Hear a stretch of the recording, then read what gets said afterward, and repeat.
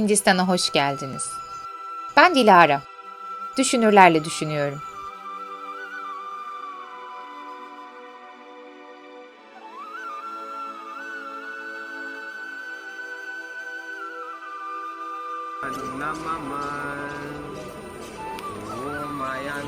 Hayatımda ilk kez ve belki de son kez kendi tanımladığım ölçüde özgürlüğe oldukça yakın olduğumu fark ettiğimde felsefenin izinde batıdan doğuya doğru ilerleyen bir yolculuğun hayalini kurdum.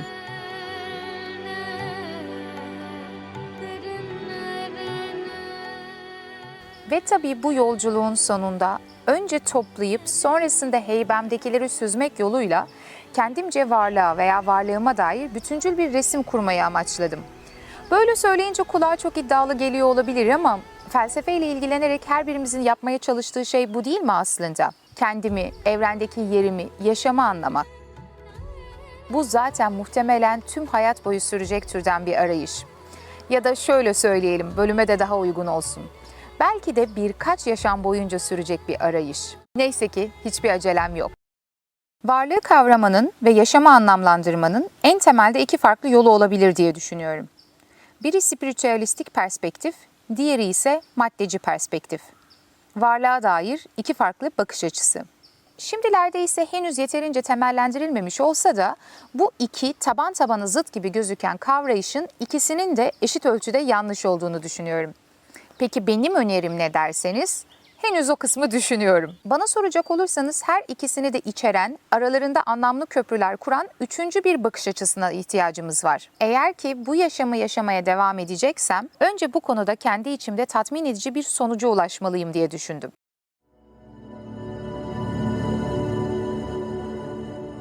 Tüm dünyanın bizi spiritüel veya materyalist olarak bir tarafa çekmeye çalışmasına rağmen, varlığın ne olduğuna dair felsefe tarihinde sadece birkaç isimde kendini göstermiş başka bir kavrayış geliştirebilir miyiz? 2. Varlığa ilişkin ulaştığımız bu sonuçla elimizdeki yaşamla ne şekilde anlamlı bir yaşam kurma denemesine girişebiliriz? Söyleyince bile enteresan geliyor ama özellikle bu ikinci sorunun öneminin hızla yitirildiğini düşünüyorum. Artık kimse yaşamın anlamı tarzında demode sorularla uğraşmıyor veya içi boş kişisel gelişimin kucağına bırakıldı. Söz konusu akademikleşen felsefe olduğunda da kimse doktora tezlerinde varlığın, yaşamın anlamını falan aramıyor. O yüzden şunu sormak istiyorum.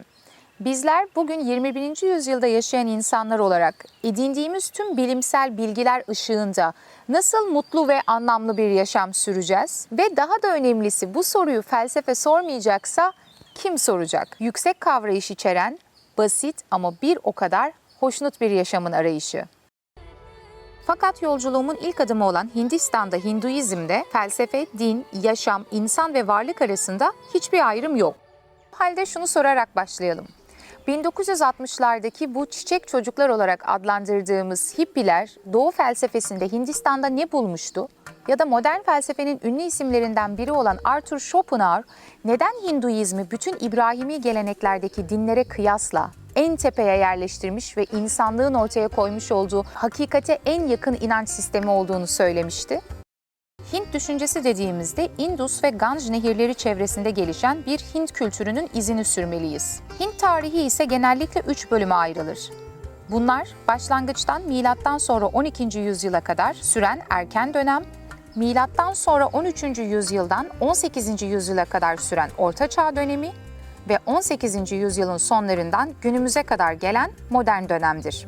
Hint kültürünü anlamak için bugün üç tarafı deniz, kuzeyi Himalaya dağları ile çevrili modern Hindistan ülkesinin sınırları içerisinde kalırsak yanılırız. Hint kültürünün kıtadaki etkisi öylesine büyüktür ki Asya kıtası içerisinde Hint alt kıtası olarak bir ayrım vardır ve Hindistan, Pakistan, Bangladeş, Nepal, Bhutan, Sri Lanka ve Maldivleri kapsar. Hint kültürü gerek din, gerek ise dil bakımından oldukça zengindir. 1200'den fazla dil konuşulmaktadır fakat 22 adet tanınmış bölgesel dil bulunur. Resmi dil ise Hintçe ve İngilizcedir. Dilden dine geldiğimizde de benzer bir zenginlikle karşılaşırız. Nüfusun %80'i Hinduizm, %13'ü İslam, %2'si Hristiyanlık, %2'si Sihist, %1'i Budist, %0.4'ü Jainizm dinine mensuptur. Hindistan'daki nüfusun %80'inin Hinduizm dinine mensup olduğunu söylediğimde bu yaklaşık olarak 1,5 milyar insan eder. Bu açıdan Hinduizm aslında dünyadaki en büyük 3. dindir. Ama bizim bu belgeselde asıl konumuz Hindistan'ın tarihi değil, çalkantılı sömürge siyaseti değil veya kültürel zenginliğinden ziyade felsefesi olduğu için konuyu bir tarihçi veya sosyolog gözüyle değil, insanların yaşamı anlamlandırma pratikleri üzerinden ele almak istiyorum. Om Namah Shivaya. Om Namah Shivaya. Om Namah Shivaya. Hinduizmin bir din olarak görülüp görülmeyeceği tartışmalı bir konudur. Hindu bir teoloji öğrencisinden şunları öğrendiğimde epey şaşırmıştım. 1858'den 1947'ye kadar süren Britanya sömürgesinden önce aslına bakarsanız Hinduizm adlı bir din dahi yok. Ne demek istiyorum? Kavramın bu adıyla ortaya çıkışı Britanya Kralı Edward sayesinde oluyor. Kral Edward, Hindu metinlerini inceleyerek insanların zaten içselleştirmiş olduğu bu yaşam pratiklerini anlamak için sistematik bir hale getirmeyi deniyor. Bu kısım öğrendiğimden beri oldukça ironik gelir. Hindu dinini Hinduizm yani sistematik bir din haline getiren Batılılar, Batılı zihni aslında. Britanyalılardan önce ise kastlar vardı ve herkes kendi kast sınıfı içerisinde yaşam pratiklerini sürdürüyordu. Kast sistemi bu inanca sahip insanların toplumsal olarak örgütlenmesi amacıyla yaratılmış bir sosyal merdiven olarak özetlenebilir. Her birey kendi soy ağacından aldığı belirlenmiş bir kast içerisinde doğar. Bu şekilde herkes sosyal yaşantısını kendi kast sınıfı içerisinde yaşar. En yukarıda din adamları, rahip ve bilginler, bir altında yöneticiler, prens ve askerler, bir altında tüccarlar, çalışan esnaf ve çiftçiler, onun altında hizmetçiler, işçi ve köleler ve en altta sınıflandırmanın dahi dışında kalanlar yani dokunulmazlar yer alır. Fakat Hindistan'a geldikten sonra dinlediğim Hindu bir teolog şunu söyledi. Kast kelimesi aslında kutsal metinlerde doğrudan yer almıyor. Burada Sanskritçe varna şeklinde bir kavram var. İngilizce'de color yani Türkçe'de renk anlamına geliyor. Fakat teoloğun da dikkat çektiği gibi eğer farklı renklerimiz varsa nasıl ki yeşil maviden daha üstün değilse veya renkler arasında daha aşağı, daha yukarıda olan yoksa, farklı renklere sahip olmamız da aslında bizim aramızda kast sınıfında olduğu gibi bir hiyerarşi yaratmaz.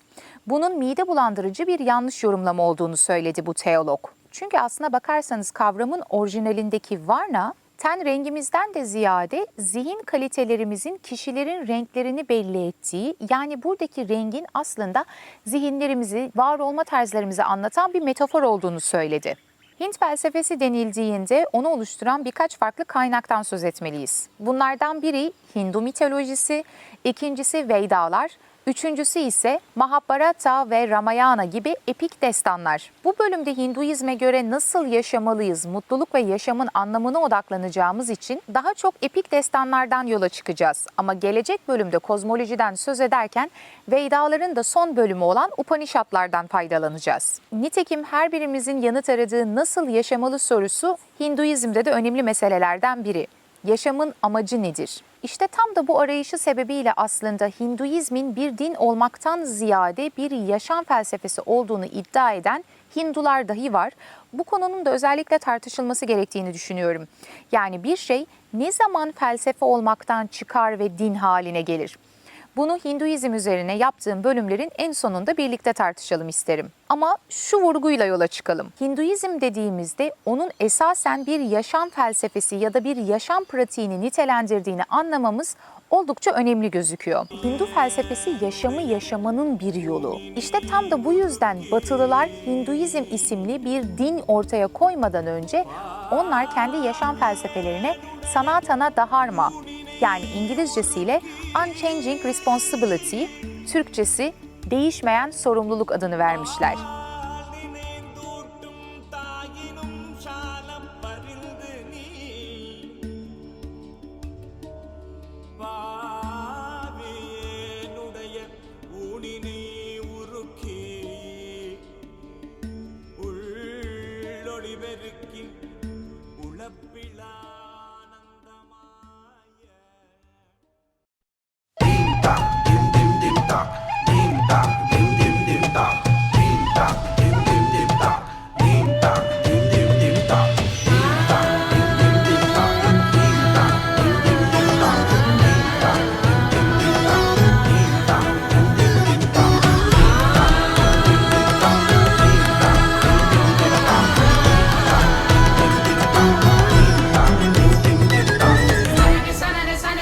चले रे सनन सनन सन पवन चले रे सनन सनन सन पवन